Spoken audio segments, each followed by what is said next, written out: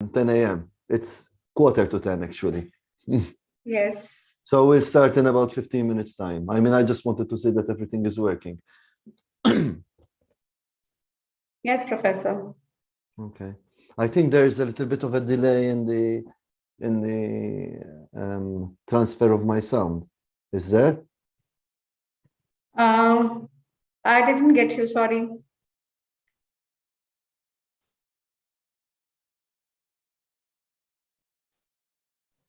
Me? Yes, Professor. Could you please? Okay, you're hearing me, in other words. It's fine. Are you hearing me? Yes, yes, I can hear you. Yes, Professor, I can hear you. Okay, thank you.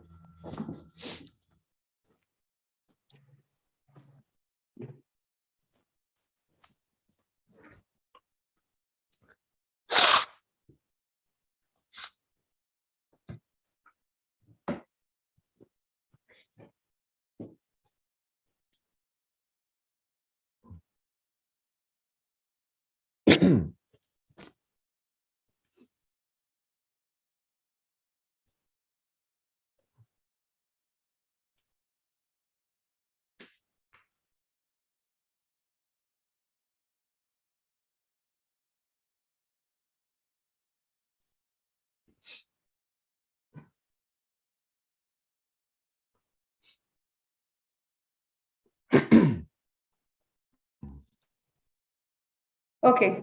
So, dear participants, as we have Professor Simon Grima with us, and Sir will be sharing his knowledge and expertise with all of us. And we are actually very eager to hear to him. That's why we are going to start now.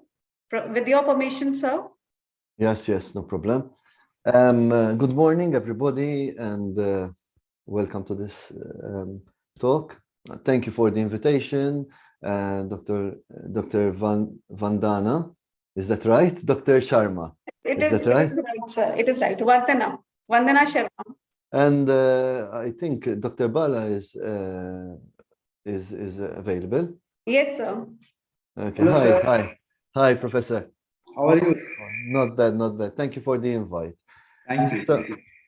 So today we'll be talking about the fundamentals of manuscript preparation. I'll be putting some points, but feel free to interact and ask me questions, because this is just things that I picked up. If I can take a minute to introduce you to all participants. No With problem. your permission, sir. Yes. Okay. So today we have with us Professor Simon Grima from University of Malta. Sir is Deputy Dean of Faculty of Economics, Management and Accountancy. Sir is also heading the Department of Insurance, which he has set up way back in 2015. Professor Grima started and coordinated MA and MSc Insurance and Risk Management degrees together with the undergrad degree in insurance. Simon sir is also professor at the University of Latvia, Faculty of Business, Management and Economics. He served as the president of Malta Association of Risk Management and president of Malta Association of Compliance Officers between 2013 and 2015, and also between 2016 and 18, respectively. Moreover, Sir is chairman of Scientific Education Committee of the Public Risk Management Organization. His research focus is on governance, regulation, and internal controls, and Sir has rich experience of 30 years between financial services, academia, and public entities. He has acted as a co-chair and is a member of Scientific Program Committee on some international conferences, and is a chief editor, reviewer of some of the books and journal series. He has also been awarded Outstanding Reviewer of Journal of Financial Regulation and Compliance in the 2017 Emerald Literati. Moreover, Simon Sir acts as an independent director for financial services firms, sits on risk, compliance, procurement, investment, and audit committees. and carries out duties as a compliance officer, internal auditor, and risk manager. We are really glad and proud to have you here, sir. Thank you so much for accepting our invitation. Thank you You're so welcome. much, sir. Thank you very much for the introduction, and thank you also for the invite. Thank you yourself, Dr. Sharma, and even Dr. Bala. I don't know how to pronounce his surname. So today we'll be Dr. talking Bala about. Pardon? Today we'll be introducing the fundamentals of manuscript preparation. We'll be looking at many aspects, but feel free to discuss and butt in whenever you feel appropriate, because I would like it more to be an interactive session. So the objectives would be regarding what to publish, who are the publishers that you want to publish it, who are your audience, that's important, practical tips before you write, what makes a good manuscript, the article structure, the review and editorial process, and author's ethics. I might not be doing it exactly in this order, and I might be, just talking about the process as we go along. So, the choice on what and where to publish. First, you need to decide what you want to publish. Is it a new and original result or a new method? Are they reviews or summaries of particular subjects? Manuscripts that advance the knowledge and understanding in a certain scientific field. You need to decide what you want to do. So before you start, okay, first you need to understand what is your aim. Where do you want to go? What do you want to contribute? But it must be a contribution, not a replication of something, not duplication of other work, not something that does not have any significant or scientific interest or is out of date. You have to be careful that when you're putting data, the data is not dated, okay? It's not old. Incorrect and unacceptable conclusions, conclusions which have nothing to do and don't triangulate with the rest of the paper. Papers with incorrect grammar. This is something that I find regularly in papers I receive. And language, okay? Definitely when papers start off with incorrect grammar and language, they are desk rejected. They don't even look at them, okay? And the reason is because editors and reviewers, they receive a lot and a lot of papers. They don't have the time because usually editors are not paid and the reviewers are never paid. However, editors, let's say, sometimes might get a small payment. However, they are not professionally employed with the journal. They are not part of the staff. They have other jobs, other work on top of their own research, on top of their writings, on top of their teachings, and on top of all the administration that they might have at their universities, respective universities. They are busy people who work for journals to contribute to science. They do it voluntarily. Actually, they also cannot even publish in the journals that they edit themselves. So for them, it is just taking up their precious time. So you have to be careful that you must put in what is needed and not waste their precious time. So take a look at all the things you need to do before you send it for review. Questions to answer before you write. Think about why you want to publish your work and where you want to publish it. Is it new and interesting? You need to ask these questions. Is it a current hot topic? Have you provided solutions to some difficult problems? Are you ready to publish at this point? Okay. If all answers are yes, then start the preparation for your manuscript. If not, do not start, go back and see what is missing. Okay. What type of manuscript? Is it a full article, original article? Is it a letter? Okay, some journals accept letters. Okay, others just accept articles or as commentaries. Is it a review paper? Okay, review papers, you are usually invited to do them. Many times you are invited from different authors and different editors to just do a review of a paper that has been published. You may also ask your supervisor or your colleagues for advice on the type of manuscript.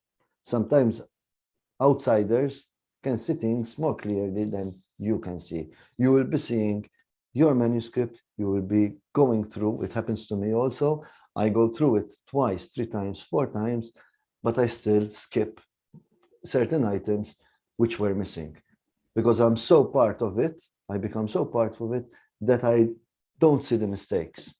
So it's better to get to your colleagues so that they give you some opinion before you go ahead. Identify the right audience for your paper. Verify whether there is interest in the topic. Determine the range of interest, local and international. Okay, you are dealing with international journals. The best journals are international journals. Therefore, you have an international reader, you have an international reviewer, an international editor. Why should it interest them? Why should your paper be interesting to them? What is significant about your paper? Select the journal for submission. How do you select them? Look maybe at your references. When you are writing your paper, your literature review, you will have various references. See where they were published to see whether your paper might be published in there, in this journal. Review recent publications in each candidate journal. Find out the hot topics, the accepted types of articles. Ask yourself also the following questions. First of all, it is important that the journal is peer-reviewed. You need to know who the journal audience are. Read a little bit about the audience, the people who are doing the peer review, the editorial board, see what they are interested in. Who is the journal audience? What is the average time to print? Sometimes, or to print or else to publish, because now we're having a lot of online journals, open source, or else they are against payment. What is the journal's impact factor? Sometimes we give too much importance to whether articles are in Scopus, articles are in Web of Science, articles have an impact factor. There are many different, what's it called, indexing. Not all indexing, although you say, I mean, many of us go for Scopus or go for, especially in Asia, they go for Scopus or Web of Science. Okay, there are other indexing. Sometimes it seems that these are aimed for journals that, you know, use Scopus or Web of Science or other indexations so that they can ask for money. There are some good journals which do not ask for money. They are open source and they are there to help in publication, and they are really aimed at ensuring good scientific journals. So look for those that apply to yourself. Usual problems. You have many pitfalls when you are writing journals. Most of the problems that we find when we are editing or desk editing is the submission of papers which are unclear or out of scope. They are not within the scope of the journal. Failure to format the paper according to the guide for authors. This is one of the main aspects that, you know, desk editors see. If they see that the journal, that the author does not follow the guide, okay, they may just reject it and send it back to you and tell you this is not within the scope of the journal. You're wasting their time. So make sure that you follow exactly the guidance for authors. Inadequate response to reviewers. Okay, once they pass to peer review and you get major revisions or minor revisions, you should be happy. Okay, because that means that your journal is being, it might be accepted. It's still in the process. While if you get a rejection, that means that your journal will never be processed again by the same journal. However, do not feel offended or do not feel that you cannot arrange the journal. If you get rejected, it doesn't mean that your journal, your article is not adequate. It might not be adequate for that type of journal, but it might be adequate for other types of journal, or maybe you need to address some issues which they might indicate. This means you must not, just stop there because you were rejected from one journal. Many times I get rejected from several journals, but at last you find a journal that says this fits within our scope and it gets accepted. Okay, obviously you have to keep on arranging to make it maybe more concise or clear. You might have inadequate English language and grammar. This is one of the biggest mistakes that I find, and one of the reasons why many articles get rejected. Inadequate triangulation, inadequate explanation of methodology to allow replication. This is very important. Resubmission or rejected manuscripts without revision carried out by the authors. What makes a good journal? It's all about the readers and the reviewers. Remember, they are in the group, they have little time, you have to save them the time. So you have to contain, the article should contain a clear, useful, and exciting scientific message. It flows in a logical manner that the reader can follow. It is formatted to best showcase your material.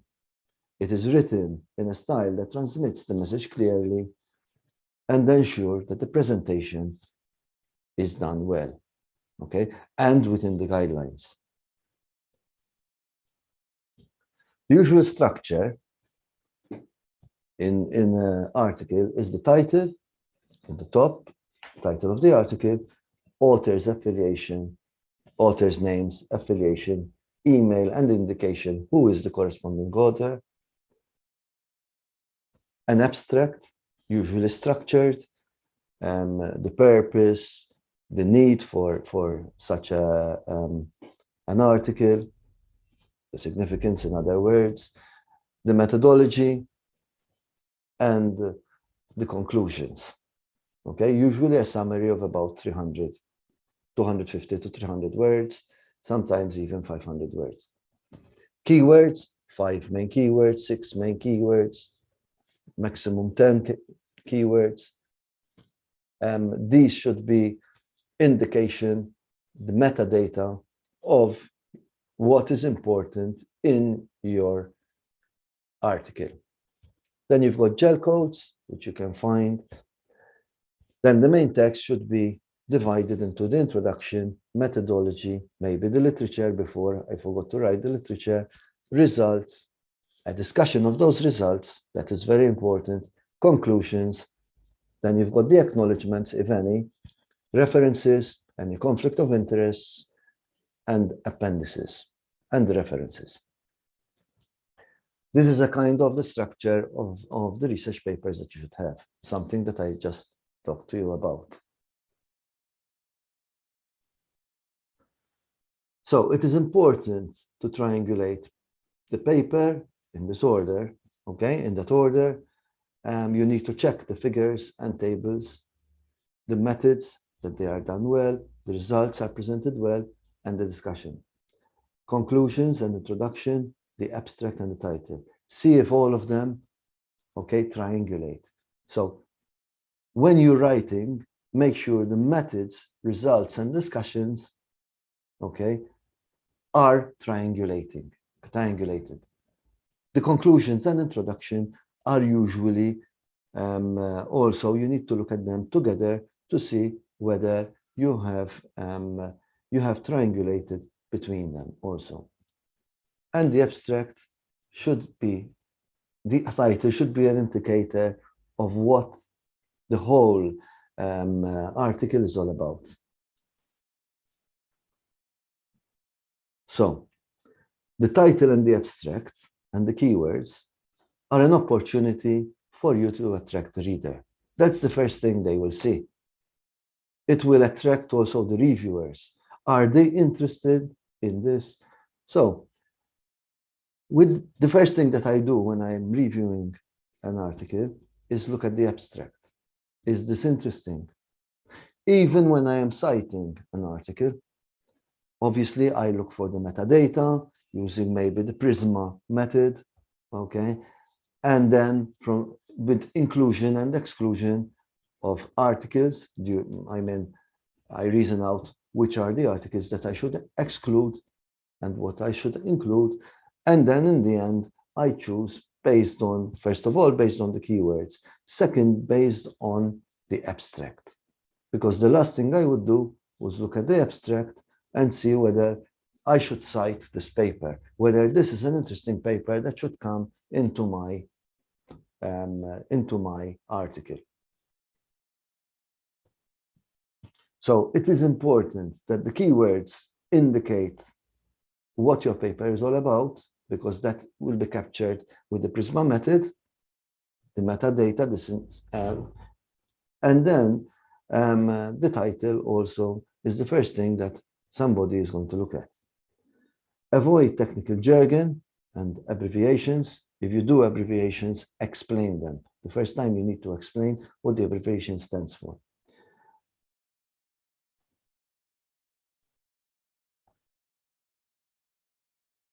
So imagine, okay, this is what Google will be seeing. When you put in, okay, when you're searching for something, you will search for keywords.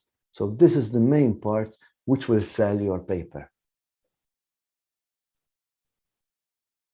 The introduction. Here's your chance to convince the readers of the importance of your work. Describe the problem, whether there are any existing solutions to that problem, what are the main limitations, and what you hope to achieve. Provide a perspective consistent with the nature of the journal. Introduce the main scientific publications on which work is based, your work is based. Cite a couple of original and important works, including recent review articles. Explain the significance and importance of your work. Why should it interest an international audience? Remember, you are in international environment. You are on international journals. So the peer reviewers are from different countries. Why should something based on your country interest somebody, for example, in India? Why should something drawn up about India interest somebody, for example, in the US? What link is there? Why is it significant? You need to explain this, because this is where you sell your paper. This is the most important thing that will make the reader and the reviewers continue to be interested in it. You have to excite them with this, okay? But you have to be careful of the excessive use of expressions such as this is novel, okay? This is the first time that something is being done about this. This is the first ever time that something is done about this. I am the first writer on this thing, or it is something that is well changing. So you have to be careful that you keep modest in your writing, but at the same time, you show the significance and importance. The methodology. This is also very important. You have to put in the details, you have to be detailed here, and to enable replication. And to enable somebody who is knowledgeable to reproduce the experiment you make or to reproduce the methodology you do. Okay. However, references and supplementary materials for previously published procedures you do not need to explain, the methodology exactly if it's something that is a methodology that has been replicated for many times. Do not repeat the details of established methods, especially.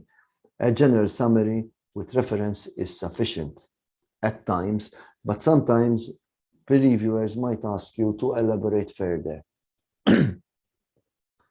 Reviewers will criticize incomplete or incorrect descriptions and may even recommend rejection if this is not explained well. You need to explain the sample size, why that sample size, okay? Why that sample? If you did an interview, why did you reach qualitative saturation? When did you reach qualitative saturation? And why are these interviews considered as qualitative saturation? You need to talk about the way you collected them, okay, collected the data, and secondly, thirdly, how you analyzed it.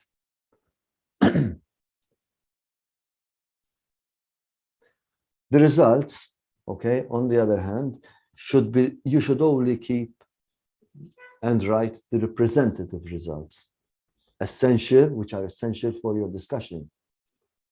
Show data of secondary importance in a supplementary material. You don't need to put all the data in one place, okay?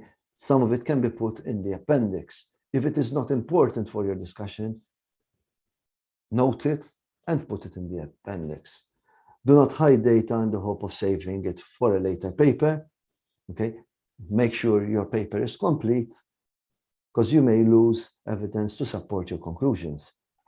Use subheadings to keep results of the same type together, which makes it easier and more flowing for the readers to understand and review.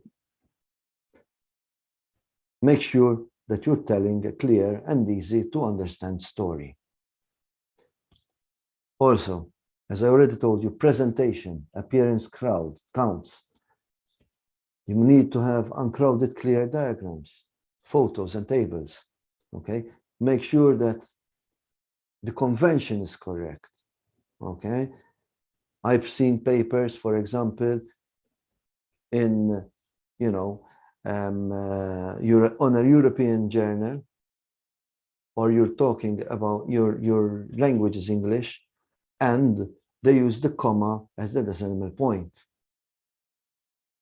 In UK, the decimal point, and in the US, the decimal point is a dot, while the comma is just to indicate, for example, 10,000. After the 10, you put a comma. So make sure that the convention that you're using is according to the language of the journal and the conventions of the journal. And make sure that the diagrams and tables are clear with the indicating the source adapted from. You do not cut and paste and say, just write the source, because that's considered plagiarism.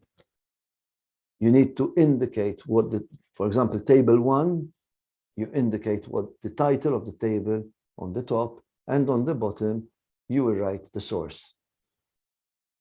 The source should be adapted from the source, and not, you have to make sure that it is not very similar to the main source. Discussions, it is important. It is the most important section, actually, where you are discussing your findings. Okay, many manuscripts are rejected because the discussion is weak. Okay, some of them don't even put in discussion, they put the results, and because they are scared of the language barrier, they will not discuss. Here is the only chance you've got to sell why your article is important. Okay, it's one of the main places which sells your article. Make sure that the discussion triangulates with the results, okay? But do not repeat the results, okay? You need to compare also with other published papers with the literature part of your article. Do not ignore work in disagreement with yours, okay? Say where work corroborates with yours, or where work is in agreement with yours, and where work is not in agreement or partially in agreement with yours. Okay?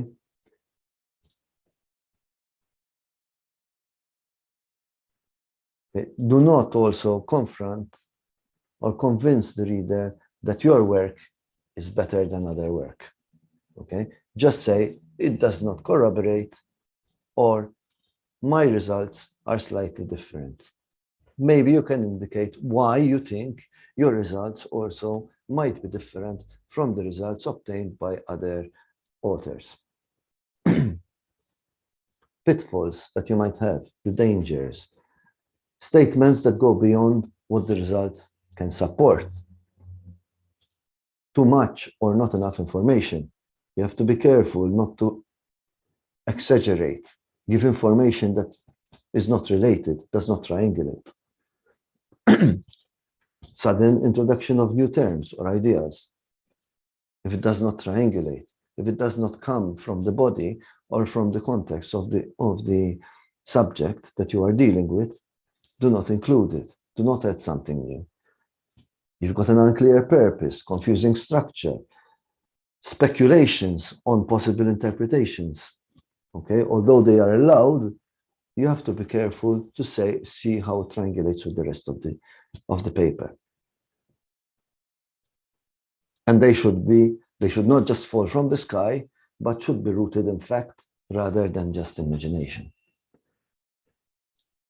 Obviously, you have to take care of the organization, how you organize your work, how you number your work, quality of illustrations, the logic and the justification of your work. The conclusion should be a summary of your data, the salient points that came out from your work. Tell us how your work advances the field from the present state of knowledge. Without the clear conclusions, reviewers and readers will find it difficult to judge the work and whether or not it merits publication in the journal. Do not repeat the abstract or just list experimental results. Okay, you need to say what are the salient points and why you believe the salient points are these, and triangulate it with the significance and the aim of the paper. Provide a clear scientific justification for your work and indicate possible applications and extension. What work can be carried out, what further research can be carried out in this area. You should also suggest future experiments and/or point out those that are underway. Then you've got, if you have to acknowledge somebody, you can acknowledge them, recognize those who helped in the research, since you want them to help you again, if possible. Include individuals who have assisted you in your study, advisors, financial supporters, proofreaders, typists, suppliers who may have given materials. References. Here is one of the biggest pitfalls. Sometimes we find, the reference style has to be the reference style of the journal. There are various different reference styles. There's Chicago, APA 6, APA 7, there is Harvard, there is Oscola, and there are also journals that have their own style.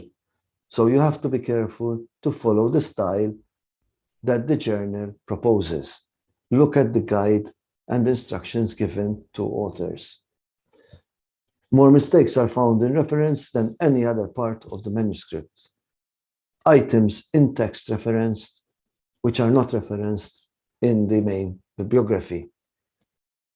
Items in the bibliography that are not referenced in the text. Also, you might have citations which are not complete or incorrect citations. You have to make sure that the citations are correctly written. Today there are many tools such as RefWorks, EndNote, and many others. I just don't remember them now, but there are many others. Mendeley, for example, okay, which you can use and can help you in your referencing. In fact, there are some journals that make you use some of these, force you to use some of these reference applications. Also, you can use certain tools. I think Harvard have a free tool for referencing. Also, for APA 6 and also for Harvard. There is also, for language, there are also tools such as Grammarly, but you have to still be careful because it's an application, but it doesn't mean that it will, correct your English completely. There is also, I think, QuiltBot. Also, it's another tool for helping you with grammar. Cite the main scientific publications on which your work is based. Do not inflate the manuscript with too many references. It doesn't make it a better manuscript. Avoid excessive self-citations, okay? This is one of the reasons why many journals are taken out of certain indexations, because they find that there is a lot of self-citations. It doesn't mean you should not cite yourself, because that would constitute plagiarism, even if you don't cite your own material. You have to be careful also. This happens to me a lot when you are, you write freehand your methodology and you keep the same style of writing your methodology. That unfortunately comes up, is picked up, okay, in Turnitin and other types of plagiarism detectors like Crossref, okay? However, that is actually because you are so used to writing freehand that you use the same terminology, and that is often picked up. So you have to be careful when you write the same terminology. You can indicate this in the acknowledgements or somewhere else, where you state that most of the material, the methodology, is a style that you write with and might be picked up as students' paper or other articles that you might have written. So you might also reference those articles to state that self-citation, in other words, to state that you have, you didn't copy, but it is your style of writing. Avoid excessive citations of publications for the same region, okay? It is better to go, for citations that are coming from different journals, different regions, and different countries and continents mainly. A cover letter. Here's your chance to speak to the editor, okay? By writing a cover letter, usually indicating what you have sent, okay, and what your journal is all about. This helps the editor before reading your paper. He will know, or she will know, what she's to expect, okay? It is not a summary of what, not another abstract, but you're just indicating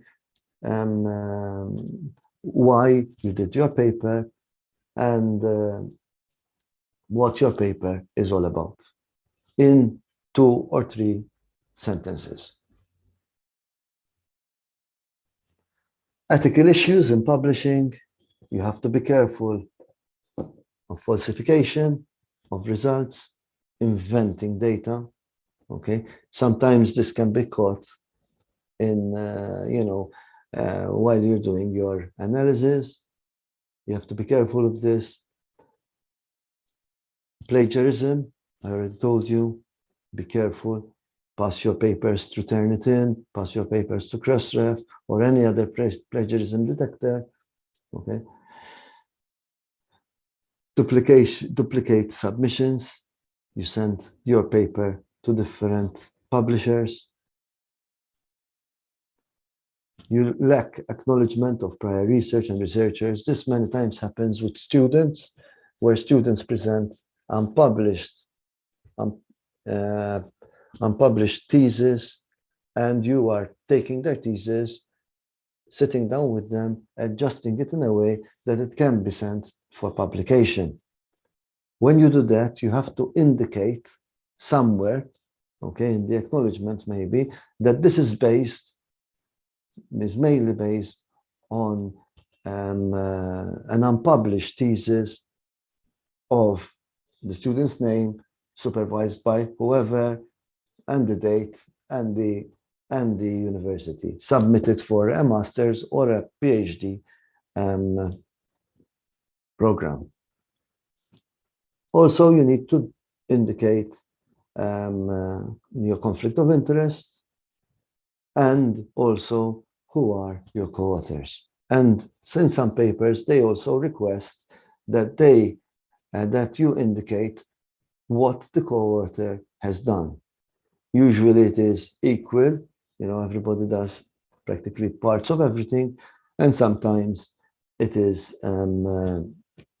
that some people are more interested in some areas than other areas, or give help in the methodology rather than the introduction or the conceptualization of the paper, or else in the review, in the final review.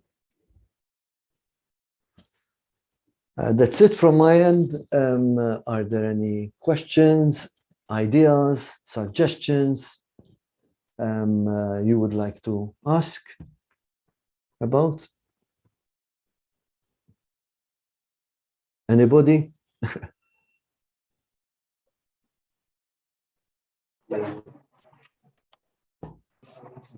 Hello. Hello, yes. Hello. Hello, yes. Yes, Professor. Am I audible? Yes. Hello. Yes, am I audible? Yes, you're Thank you audible. so much, Professor. Thank you so much. Thank you. For giving us your precious time and making the audience understand. Thank you so Welcome. much. You are Thank welcome. you. Thank you very much. Are there any questions from the floor? I mean, I've put my email also. If there are some persons who would like to ask me any questions, later on, I mean, they might be shy and they might not want to ask questions now. They can write to me on this email or pass the email to yourself, and then it will come back to me. Thank you very much. I request all participants to please come up with some questions if you have in your mind. We have got Professor Simon Grima with us, and it is an opportunity, I should say, one must try to access. Sir is there available with us. So if you have any questions, please ask. I think, sir, the session was self-explanatory. Okay, thank you very much. Yeah. The Have a entire nice. session was. That's why they don't have time. They're writing the thank you so much, sir. And Thank you. also, sir has shared his personal email ID. Anyone, all. Hello.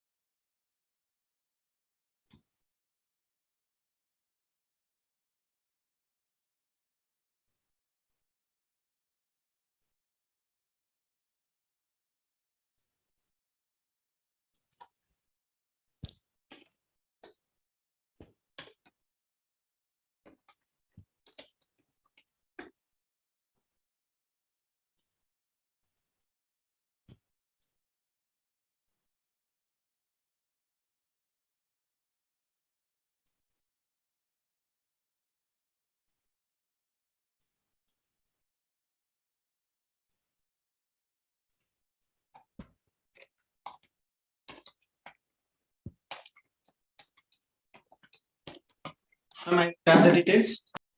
Hello? Yes?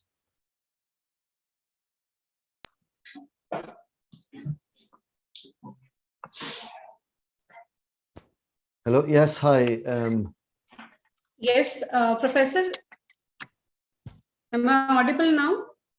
Yes, now you're audible. Yes. On another persons. Okay. So. Okay, yes, Okay. you've got. Sorry for the delay. There was some network. Okay. There was a network lag. Sorry for that. Thank you so much, Professor, for joining us. Thank you very much. It's been a great experience listening to you, and we wish to have association in future very soon. Whenever you want. Thank you very much, and have a nice afternoon in your case. In my case, morning. Thank you, everybody. Bye. Thank you so much. Have a nice day. Same to you. Okay, I request all attendees to please fill in the feedback form. Please do not leave us without filling that feedback form. It is required. And tomorrow we have a session starting from 11:30. So again, I request you all to join by 11:25. I'm sharing the feedback link again. Give me a minute.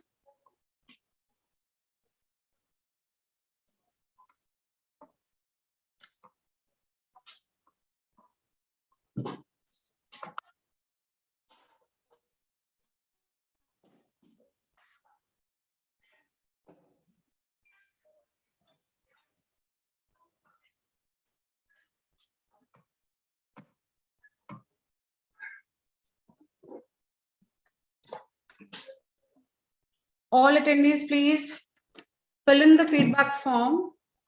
And again, join us tomorrow at 11:25. Thank you so much. Thank you. Just